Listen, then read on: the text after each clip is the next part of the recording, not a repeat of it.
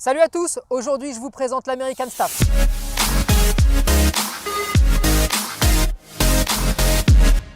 Tout de suite, on va faire un petit point sur la loi. L'American Staff est un chien catégorie 2, ce qui veut dire que vous avez des obligations quand vous récupérez ce type de chien. Vous allez devoir avoir un permis provisoire. Ce permis provisoire, vous allez l'obtenir entre les 0 et 8 mois du chien, c'est une obligation légale. Et ensuite, une fois qu'il sera parfaitement à jour du test de comportement vétérinaire, de l'attestation de formation d'aptitude que vous devez passer, que vous aurez aussi la responsabilité civile, à ce moment-là, vous allez pouvoir avoir le permis définitif qui sera ordonné par le maire. Petite précision aussi, muselière et laisse obligatoire. On fait aussi très attention, si votre American Staff n'est pas LOF, il passe en première catégorie et là ça veut dire castration et stérilisation supplémentaire. L'American Staff a un défaut à mon avis, c'est que c'est une boule d'amour qui est très rarement mise en avant par les gens. On vous dit souvent sur les fiches de race, quand vous lisez la fiche de race de l'American Staff, qu'il faut être extrêmement ferme avec lui, qu'il va falloir durcir le ton. C'est faux et c'est même complètement faux. C'est un chien qui ne demande qu'à aimer, qui parfois même aime tellement qu'il en devient pénible et fatigant. Vous allez avoir très souvent des staffs qui vont sauter pour faire des câlins ou qui vont aller voir tout le monde pour aller gratter un peu l'amitié. Alors c'est un défaut mais c'est aussi une extraordinaire qualité, vous l'avez bien compris. Et j'aimerais vraiment la mettre en avant parce que c'est pénible. La mauvaise image que ces chiens-là peuvent avoir ne part pas de rien, il n'y a pas de fumée sans feu. Et au départ de cette mauvaise image, il y a quoi? Il y a de mauvais humains. Et ces humains ont fait n'importe quoi et maintenant le chien paye le prix et paye le prix cher même pour ces humains imbéciles et abrutis. Tous les futurs propriétaires de staff, mais aussi tous ceux qui ont déjà des staffs. Votre travail à chaque fois que vous croisez quelqu'un qui a peur de votre chien n'est pas de crier, mais au contraire d'expliquer. Plus vous serez cool, plus vous serez sympa, plus vous garderez un peu votre self-control et plus la race sera mise en avant et plus les mentalités changeront. Un American Staff, ça s'éduque et ça se dresse. On va commencer par la première règle d'éducation avec un staff, la clarté. Si un jour vous dites oui et que le lendemain vous dites non, vous êtes aux yeux du chien quelqu'un en fait de pas fiable. Et résultat, le chien va prendre le leadership et va décider à votre place. S'il décide à votre place, à 100%, il prendra des décisions qui l'arrangent lui, mais qui ne vous arrangent pas vous. Mais ça, c'est une question de clarté. Il n'y a pas de fermeté là-dedans.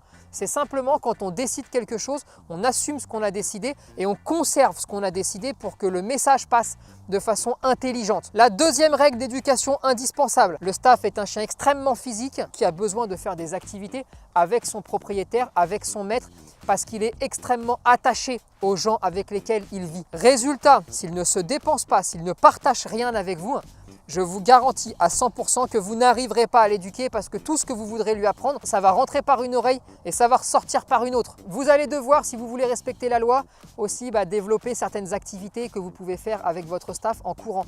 Canicross, cani-VTT notamment. Vous allez aussi devoir être un amoureux des balades et des promenades parce que forcément, si vous voulez vraiment respecter la loi à la lettre, il va falloir le laisser attaché en laisse. Quand on prend un staff et qu'on sait qu'on va devoir lui mettre la laisse très souvent, faites-moi plaisir. Apprenez-lui la marche en laisse quand il a 3 mois plutôt que d'attendre qu'il ait 15 ou 20 mois, que ce soit une boule de muscle et qu'ensuite vous soyez comme ça en train de tirer sur la laisse et que là vous vous retrouviez dans des vrais soucis. Le staff est un chien qui à l'âge adulte peut avoir un petit tempérament un peu bagarreur ou cabochard avec les autres congénères du même sexe. Pour se prémunir de cela, pensez au dressage. Et le dressage, c'est pas un gros mot. Dresser, ça veut dire apprendre des mots pour se sortir de certaines situations. Comprenez ça. À un moment donné, si vous apprenez à votre chien à revenir au rappel de façon immédiate, si vous lui apprenez à rester à votre jambe sur simple demande en oubliant le monde extérieur, si vous lui apprenez à ne pas bouger quelle que soit la stimulation, vous aurez la chance de pouvoir avoir un staff qui ne vous impactera pas et qui n'impactera pas sa vie parce qu'il vous obéira suffisamment pour ne pas aller voir le chien. On a le droit de ne pas aimer tout le monde, mais on n'a pas le droit de casser la gueule à tout le monde. On fait attention à une chose, l'American Staff adore être avec ses maîtres. C'est pas un chien qui est très indépendant. Si vous le mettez dans un jardin et que vous l'abandonnez pendant 10 heures tous les jours, vous allez avoir de vrais soucis. Avec les humains, comme je vous l'expliquais au départ, vous allez devoir apprendre à votre staff tout doucement qu'on ne peut pas sauter sur des gens qu'on ne connaît pas juste pour avoir une caresse. Et là, ça va vous demander de l'éducation, mais vous avez vu, on est à l'inverse et au contre-pied de tout ce que vous entendez.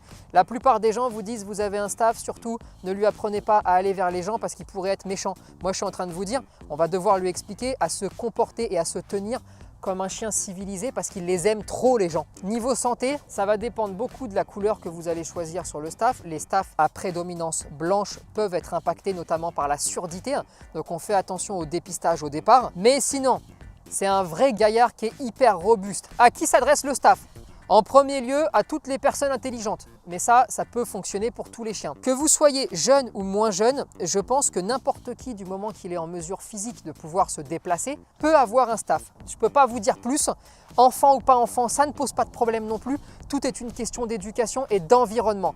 Plus vous allez faire découvrir à votre chien un environnement varié, et mieux il sera. N'oubliez pas, la génétique, grosso modo, c'est 20% du chien qu'on récupère. Les 80 autres pourcents, c'est vous qui décidez de ce qui va se passer. Et bien maintenant, on va aller voir une passionnée de la race. On va aller voir Floriane.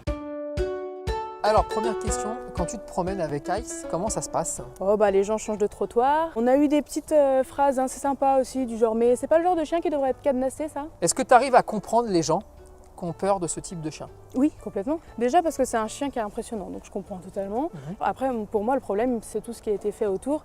Enfin, on a fait croire aux gens que c'est un chien dangereux, que c'est un monstre. Prendre un staff, pour moi, il faut être conscient de la loi, parce qu'il y en a beaucoup qui se disent oui, c'est pas grave, et puis au bout de 2 ans, en fait, c'est trop compliqué, donc voilà. C'est vrai qu'on entend beaucoup de gens, et on en voit beaucoup, qui disent la loi est trop compliquée, je m'en sors pas, j'y arrive pas. Sans déconner. C'est pas vrai. Non mais, faut arrêter les conneries, il y a 3 papiers à avoir. Sincèrement, des fois, j'entends parler les gens, je me dis, ils vont faire décoller une fusée. Alors qu'en fait, c'est 3 papiers quoi. Si on s'arrête à ça, honnêtement, je pense que c'est bien que vous en ayez pas parce que vous ne méritez pas ce chien-là. C'est ça. Il y a quelque chose dans la loi, moi, qui parfois me perturbe. Cet amalgame et ce rapprochement entre l'American Staff, le Pitbull, pour être tout à fait clair, un Pitbull, c'est un Staff qui n'est pas en règle. Ça. En termes de morphotype, franchement, quand on n'est pas un expert, entre un Staff et un Pitbull, il n'y a pas de différence. C'est sûr. Est-ce que tu ne crois pas que ce manque de clarté fait que pour quelqu'un qui ne connaît rien, pour lui c'est un pitbull et point. C'est très compliqué et d'ailleurs les gens nous posent beaucoup de questions. C'est quoi un pitbull? C'est quoi un staffy? Un staff? C'est très compliqué et les gens ont du mal à comprendre qu'il y a le staffy, il y a le staff, puis il y a ce qui est appelé pitbull en France, qui est juste un staff qui soit n'a pas ses papiers en règle, soit est né de parents non lof, soit tout simplement de parents non confirmés. Toi justement, pour lutter un petit peu contre tout ça, tu as créé une page. Alors on a créé une page, Ice Cream the Staff, dans laquelle en fait c'est Ice qui parle, qui raconte un peu, alors déjà ses journées, ce genre de choses un peu banales, mais juste pour montrer qu'un staff est un chien comme les autres. Et puis à travers cette page, on en profite pour glisser des messages par rapport au staff, bien sûr, par rapport aux choses dont il faut faire attention. On a un hashtag qui parle beaucoup pour dire tout ce qu'on essaie de faire, c'est vraiment « je vais changer ton regard ». Le but, c'est d'essayer de stopper un peu ces préjugés, d'aller au-delà et voilà. Toi, si tu devais lui trouver 3 qualités, ce serait quoi? C'est un chien qui donne énormément d'amour. Il est fidèle. Ce qui est dingue, c'est que c'est une boule d'énergie à l'extérieur, mais il va être très calme à l'intérieur. Ouais. Il y a un point sur lequel je veux insister. Il faut arrêter de dire que c'est des chiens à fort caractère, donc il faut leur taper dans la gueule pour qu'ils obéissent. Ça ne marche pas, au contraire, ça ne fait qu'amplifier les choses. Vous allez maltraiter un chien qui va se sentir mal, de plus en plus renfermé, et à un moment donné, il va mordre, c'est certain. Alors dis-moi, niveau santé, il y a une maladie qui est en train d'arriver et qu'on voit beaucoup trop. Ouais, l'ataxie cérébelleuse. C'est une maladie qui touche le cervelet et qui va l'atrophier en fait, et donc le chien va perdre ses capacités. Cette maladie est dépistable en amont. Absolument. J'en ai pas parlé dans la description de la race, parce que j'estime que ce sont aux éleveurs de faire un petit effort.